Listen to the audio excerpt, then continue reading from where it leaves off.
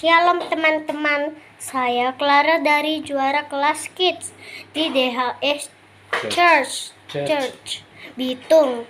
Kali ini saya akan menceritakan kembali bahan saat teduh anak tanggal 8 Juli 2023 tentang Martin Luther King.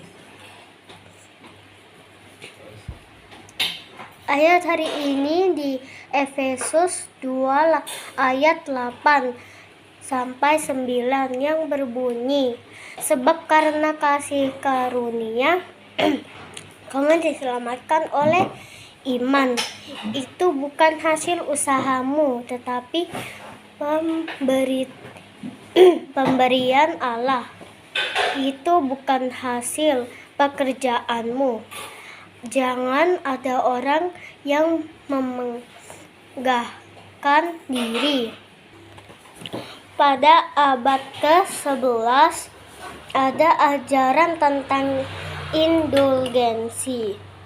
Indulgensi adalah penghapusan hukuman atau siksa dosa sementara. Awalnya surat indulgensi dikeluarkan oleh gereja dengan tujuan yang baik agar manusia hidupnya menjadi lebih baik melalui pertobatan. Tapi lama-kelamaan orang harus membayar sejumlah uang agar bisa mendapatkan surat indulgensi. Hal ini bertentangan dengan firman Tuhan, karena firman Tuhan mengatakan bahwa keselamatan adalah anugerah Tuhan dan dosa tidak bisa dihapuskan dengan membayar uang. Pada waktu itu Alkitab masih berbahasa Latin dan Yunani, sehingga jemaat tidak menyadari bahwa ada ajaran salah. Jadi pada waktu itu ada seorang yang berani mengatakan kebenaran firman Tuhan dan menolak ajaran yang salah. Dia adalah Martin Luther. Martin Luther lahir pada tanggal 10 November 1483 di Eisleben, Jerman. Martin adalah seorang anak yang cerdas dan keluarganya ingin ia menjadi seorang ahli hukum. Tetapi suatu hari Martin mengalami sebuah pengalaman yang mengubah hidupnya. Ia diselamatkan dari sambaran petir yang membuatnya berjanji menjadi seorang pelayan Tuhan. Sejak itu Martin keluar dari sekolah hukumnya dan mengabdikan diri untuk mempelajari Alkitab dan melayani Tuhan. Setelah Martin Luther mempelajari Alkitab, ia mengerti bahwa keselamatan bukanlah hasil perbuatan manusia, tetapi karena hasil karunia Tuhan Yesus yang sudah menyerahkan nyawanya di kayu salib dan bangkit pada hari yang ketiga.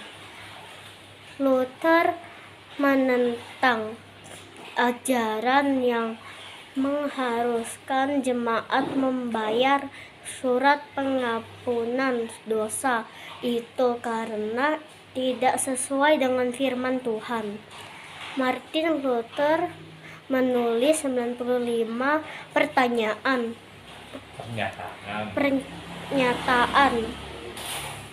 tentang ajaran gereja yang salah dan menempelkannya pada pintu gereja di Wittenberg. Tulisnya itu menggemparkan seluruh kota dan membuat orang-orang percaya menyadari kasih karunia Tuhan Yesus yang begitu besar.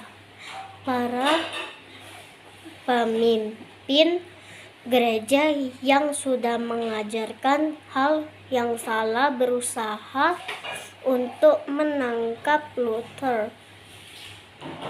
Tetapi teman-teman Luther menyembunyikannya.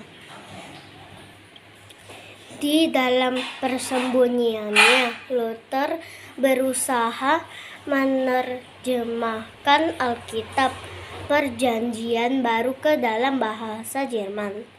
Karena Alkitab sudah diterjemahkan dalam bahasa Jerman, maka orang Jerman pun tidak lagi kesulitan dalam membaca Alkitab, karena mereka sudah bisa mengerti isinya. Apa yang dilakukan oleh Luther adalah sebuah reformasi bagi gereja. Luther berani menentang ajaran yang salah dan membawa gereja kepada kebenaran.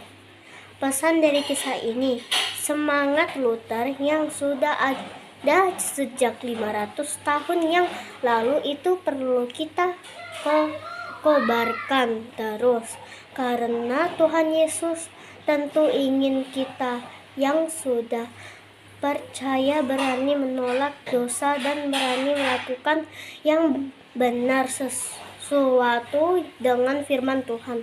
Tuhan Yesus akan menolong kita dan memberi kita kuasa untuk melakukan yang benar.